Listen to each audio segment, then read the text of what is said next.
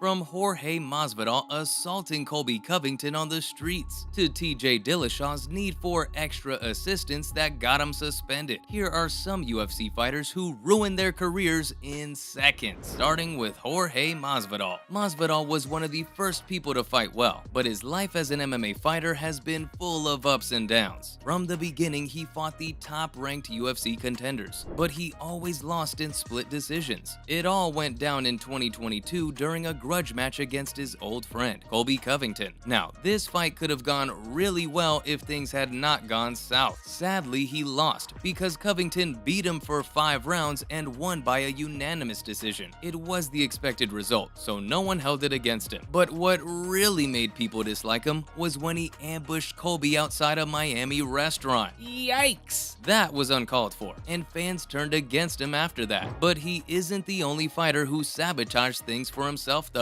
Here's another guy who shot himself in the foot, Khamzat Chimaev. Now this guy, well, he was all set to fight against Nate Diaz in a title fight, but during fight week, he was more focused on fighting backstage than prepping, which resulted in him missing weight by 7.5 pounds, coming in at 178.5 pounds for a bout with a 171-pound limit. Diaz chose not to fight an opponent who was so fat, which makes sense. He called Chimaev a rookie and said that he only trained in wrestling during this camp because Chimaev was such a good fighter. After that, Diaz got a great send-off over Tony Ferguson, while Chimaev was left to take on Kevin Holland, which wasn't even close to what his fight with Diaz could have been. Just like Khamzat, this next guy's odds didn't really work out in his favor either. TJ Dillashaw. To become the best fighter in the world, TJ went just a little too far, so much so that he started taking a little extra assistance on the side to get there.